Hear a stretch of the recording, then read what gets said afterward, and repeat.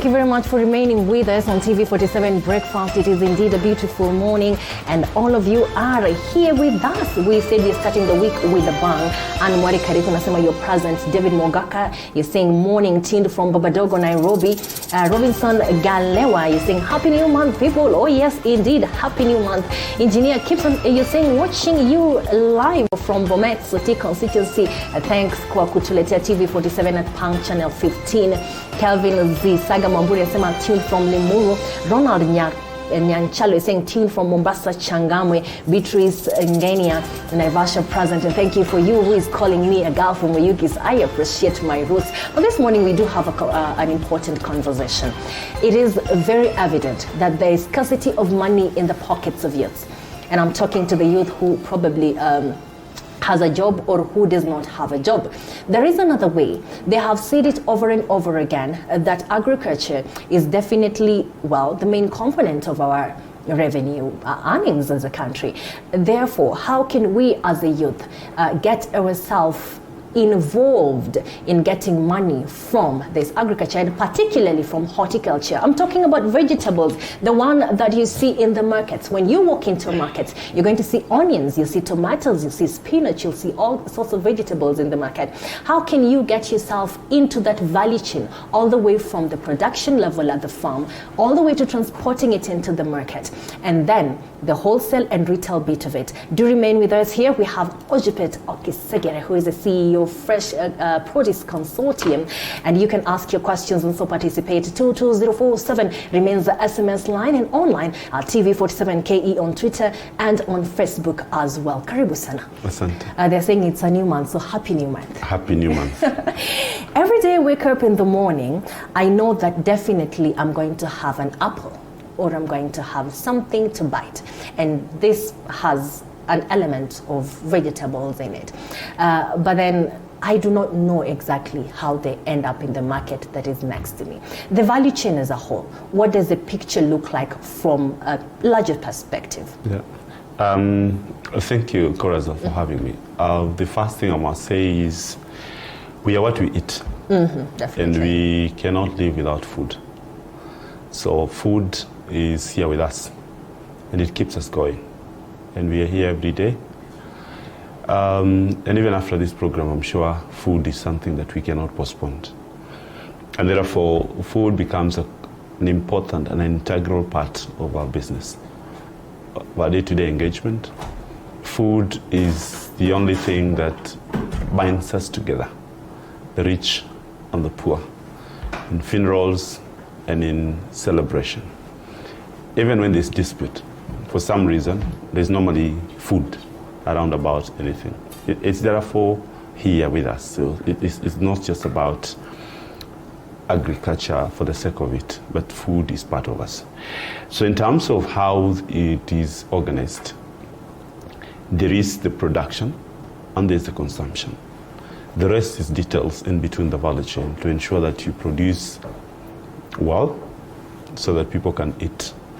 But critically, it's important to ensure that we produce sufficient to be able to feed the populations.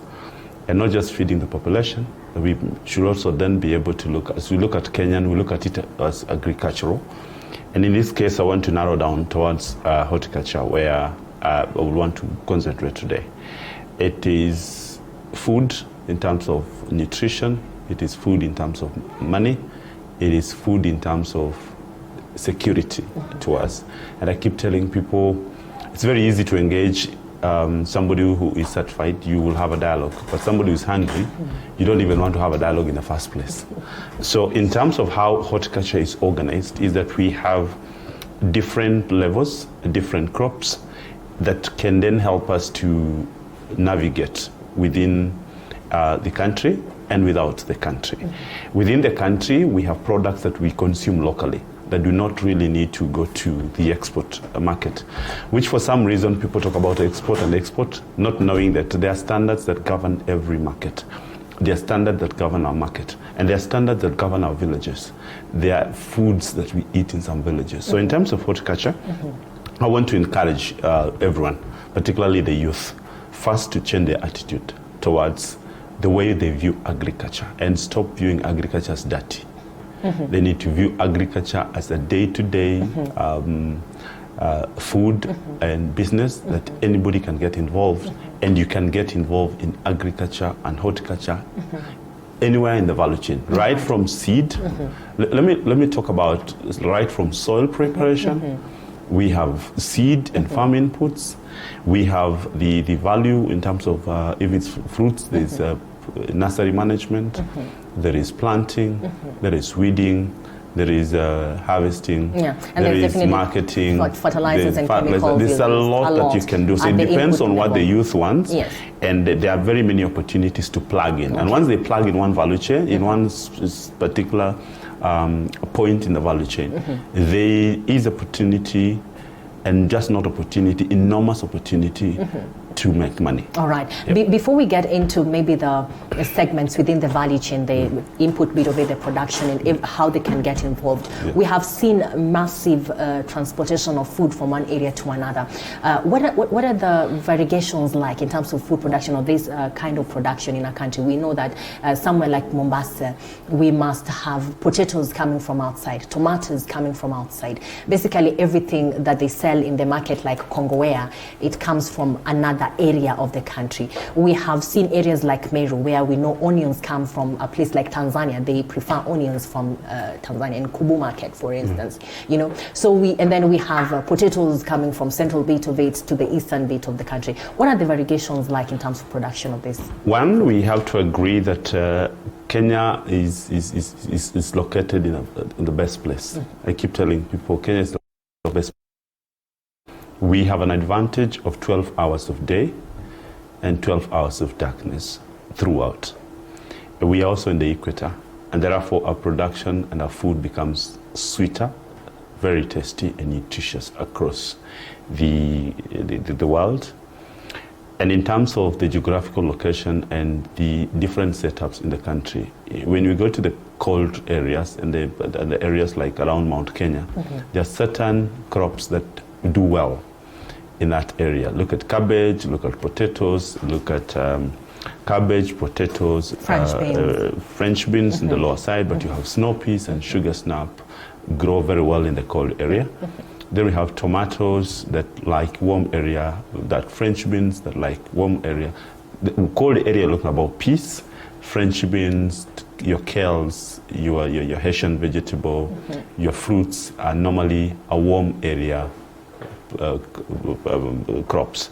Then we have the middle level, and we also over-reliant on what I'll call rain-fed agriculture.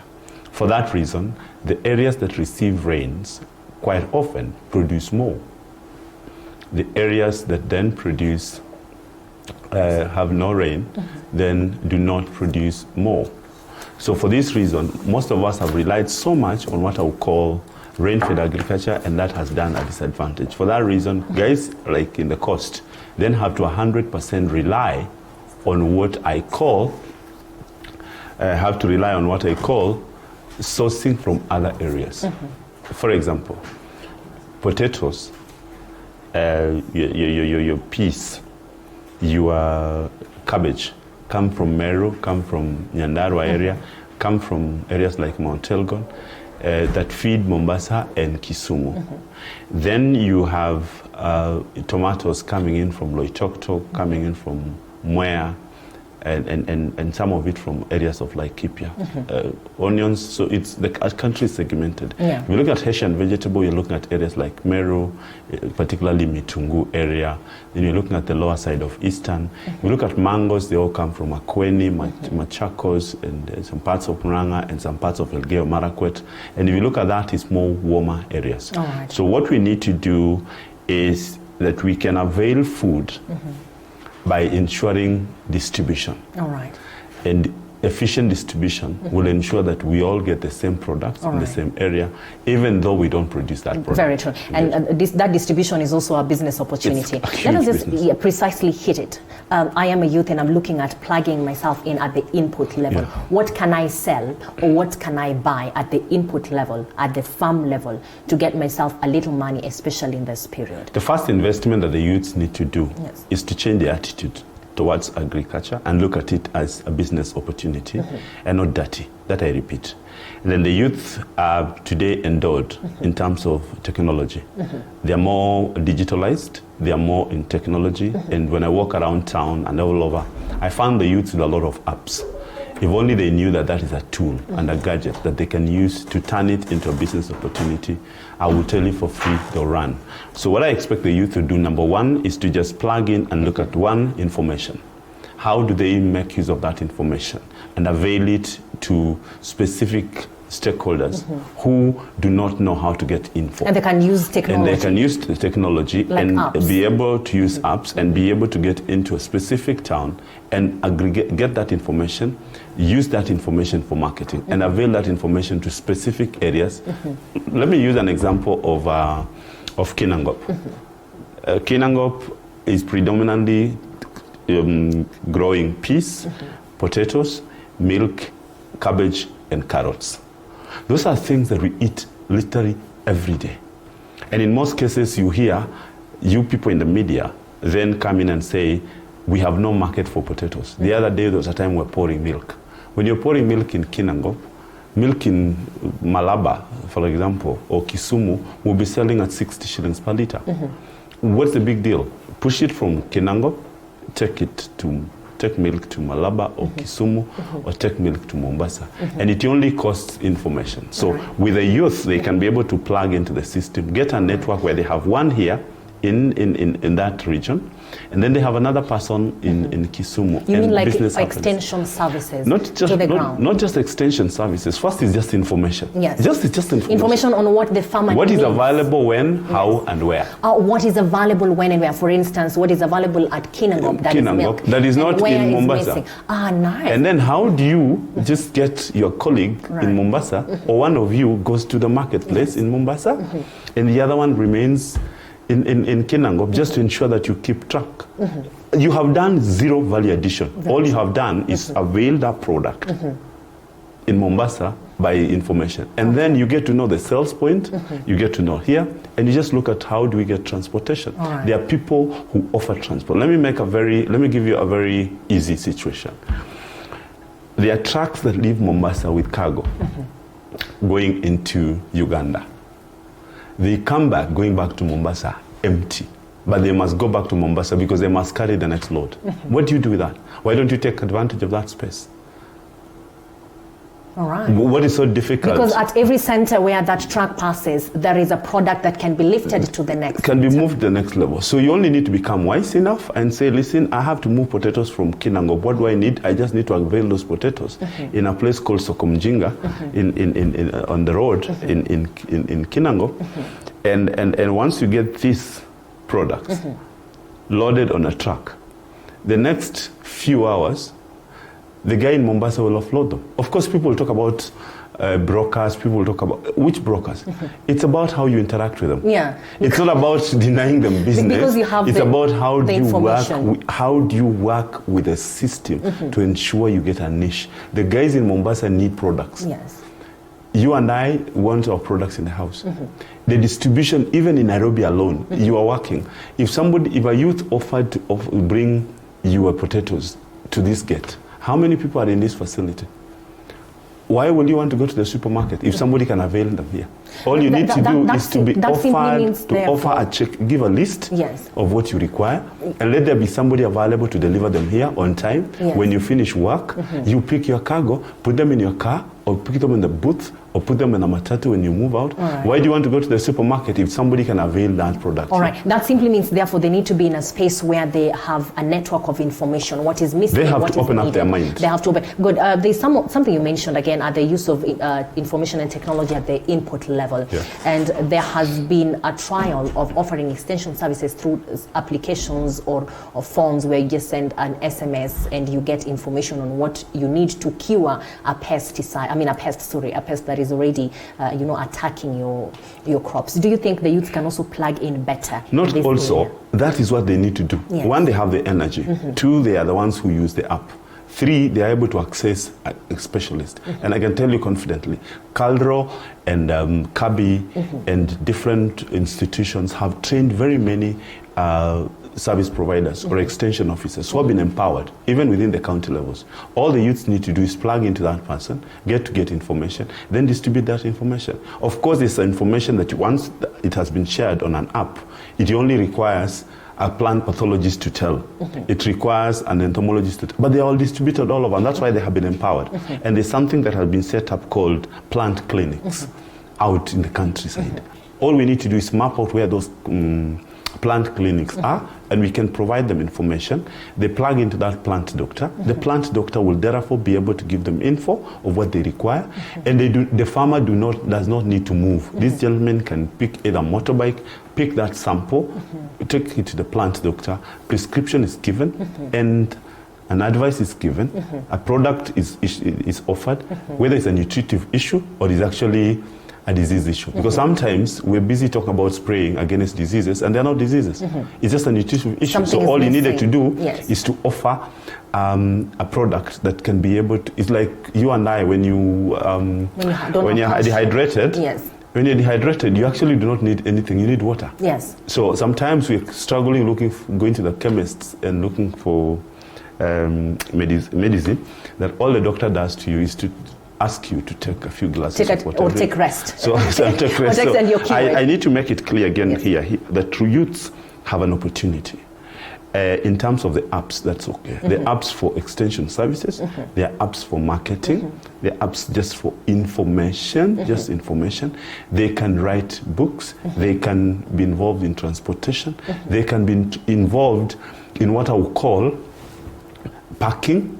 You know, that when you pack and brand, they can be involved in branding and packaging. They can be involved in advert market. They can be involved in online support.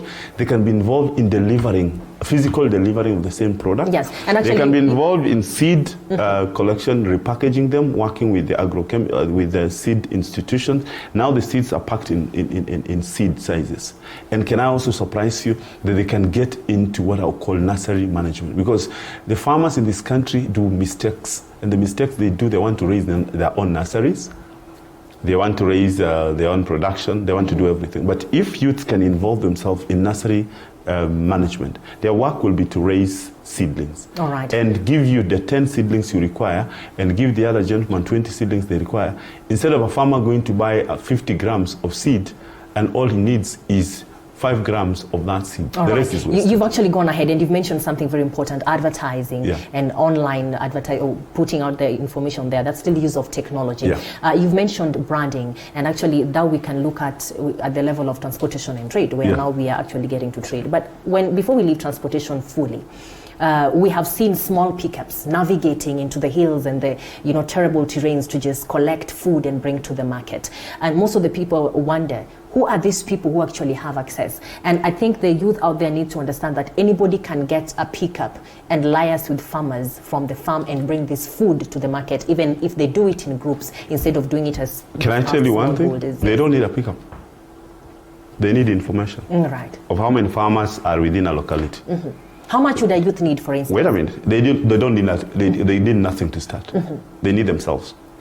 What the youth require is to have an attitude of knowing that I can be the agent, the change agent within my village, right? They only need to go. Let me use Kinangop again. Every farmer in Kinangop has potatoes. If that youth decided that we have to aggregate those potatoes by asking farmers to bring them in one place, they will call the next person who will come with a pickup. And that becomes the beginning, because then he will be paid for the services of just mobilizing growers to bring them together. The first trip, they will make mistakes, and they should not be afraid of making mistakes. The next day, they will perfect an act. The third day, they will make 2-3 aggregation centers. It's only a matter of time, they will be in control of all the aggregation centers. Then they should not be in a hurry to get rich. They should be in a hurry to build a brand and to give information. And make the 5 shillings, if it's 5 shillings, and you're moving your 5 tons, times 5 shillings, how much is that? 5 tons times 5 shillings. That's 25. It's 25,000 a day. At the comfort of their home, And because they have not moved. All they did is walk to the neighbor and ask the neighbors to bring them. And most of the people in the farm, in every village, have a place that they can volunteer to be a pickup point, and they will be offered for free, because all those people require market. All right. So what else do you need? What you need is your mind. Once that has happened, then you move. Okay. After that has gone, then you look at what kind of packaging are we using. Okay. We're using a 50 kilo pack. Can we reduce the 50 kilo pack into the 25 kilo, 10 kilos, 5 kilos, based on where you're sending them? Next time you then say, can I start peeling? Like now, hotels in Nairobi do not require your potatoes unpeeled. Yes. They want them peeled, properly chopped, and sold in kilos. So that means at the trade level also you need to be creative. You need to find a way of branding it now that you are a youth and you have better ideas. My daughter, packaging it, yes. My daughter may not be interested in the outer shell. Her interest is her chips. And my house may require to eat chips once a week. We don't need 20 bags. We don't need one bag of 50 kilos. We just need about 1 or 2 kilos. For that specific day, and next time is something else. So what we need to do is get creative, move from the known to the unknown, move from the basics to the big tech, not tech, make them itemized, and make them unique, but make them available, accessible. Then look at the barcodes. And the best example and the best opportunity the youths have is the traffic in Nairobi. The traffic in Nairobi is a golden opportunity to avail farm produce to all people who work in the offices at the office point. I see youths walk around with packed food and delivering them to the offices, ready food to eat. If they can do that with ready food to eat, why can they do that with what you take to your house in the evening after work? All right. I expect that we, the youth, will put themselves together in villages. Call us and say, listen here, we are 10 of us here, or 7 of us here. We need an advice on how to engage in milk production. And how do they help in terms of producing animal feed? How will they move in terms of creating biogas? How will they move in terms of creating markets for mangoes in Makueni? How do they create market for bananas in Meru? How do they create market for potatoes in Nyeri? How do they create market for coffee in Nyeri that is being revived now? How do they provide seedlings to the massive avocado hype that is in the country now? Who is going to move cargo from Nyeri to Karatina, or from Karatina to Embu, or from Embu to Garissa? All right. Are you getting it? This can simply be done if they reach out to Ojipat or Kisegere. We are available. Questions, they will get answers. We are available, and we will give them information. Whatever they do with information, I'm not in control. All right. But we are available to give them information is and tools to engage. Okay. As we come to the very tail end, you've mentioned avocado hype. Yeah. There is always a question of how do we get ourselves involved in exporting? That is one. And two, how do you think the government and the private sector can best involve every youth to be a participant, even though you've mentioned let them open their minds, let them not fear that and all that? But how do you think the government and the private sector can best get them to get involved? As you mentioned, let me use the private sector.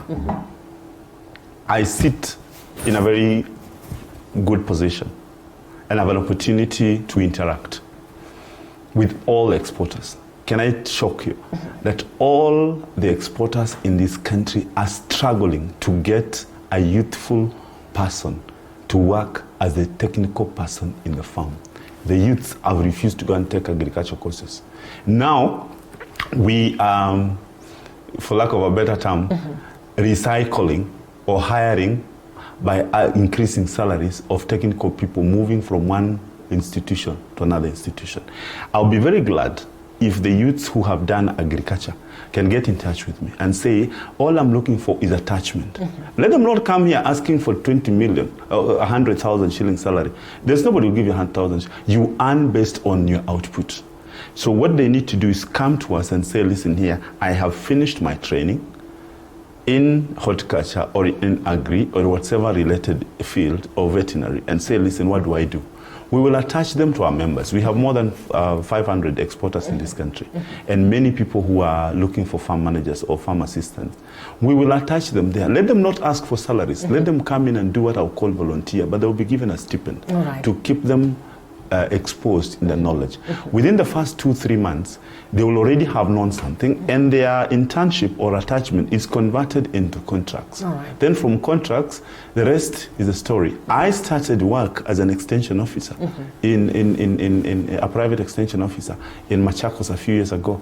I today sit here feeling confident, having known the system, and I can speak with authority because this is the journey I've traveled. So I want to encourage the youths to come over and say, what can we do? Let them be open, as long as they are firm and not quick to make money. And these riches, we keep saying we want to get rich yesterday. You will die. Let's build our wealth. And the wealth we have is that Kenyan population has gone to school. Instead of queuing looking for jobs in the streets of Nairobi, let them accept that they can join us in the field, and we will open up the doors for them, however small it will be. All right, thank you very much. I know that we may not have enough time to exhaustively go even through the export and the position of the government, but one thing that I think the youth should take from you is that you are actually waiting for the youth to get involved, and all they need to do is approach. Not even involved. Yes. I am saying, how many of them out here have come to us and asked we need to start somewhere? All right. And we've turned them around. I remember that most of the, if I go to particularly the fresh produce industry, most of those guys who are extension officers have either worked with me or they have gotten in touch with me, and we will refer them. And I will tell you, agrochemical seed companies, flower companies, vegetable companies, processors. I'm struggling. One of my friends who is a chief agronomist in one of the companies is asking me to give him extension people. They are not there. So I want to also say, in terms of export, it's doable. It is the approach that we have refused to open and just come out and say, let's work together. So it's possible to do local market. It's possible to do the regional market. It is possible to do the global market. It is possible to be involved in service industry. It's possible to be involved in product industry. It is possible to be involved in the knowledge. I mean, the opportunities are limitless. All right, thank you very much. It is about the availability, the willingness to get engaged, and the patience to sit together and be learn. Teachable. All right. Thank you very much, Mr. Ojipet Okisegere. Now I know how to pronounce the other name, CEO Consortium, Fresh Produce Consortium. And the one thing that you need to take away with you is Mr. Ojipet is actually available. He says, just Google Ojipet Okisegere and you're going to find a way of getting through to him. The question is, are you willing to be teachable, and are you willing to actually get in and learn how to get involved one by one? I am sure if you have paid attention, you have learned how to make money out of one tomato or a sack of potatoes. All you need to do is put yourselves together in groups, and then go and put also the producers in groups as well. Thank you very much. This is TV47 Breakfast. The hashtag is TV47 Breakfast. We are still here. The conversations go on and continue, but we want you to get involved as much as possible. Niulize swali kuhusu haya yote. Mr. Ojipet atakuwa nasi na atakuwa anaweza kukujibu moja kwa moja. Mwenzangu Emmanuel Terere is going to be joining us to get your feedback here on air. But a lot of things are happening in our country. For instance, we have members of parliament who had permission to go to Somalia. And what was their objective all the way from Kenya to Somalia? Do not go too far. We are coming back with what is happening in our country through the eye of the papers.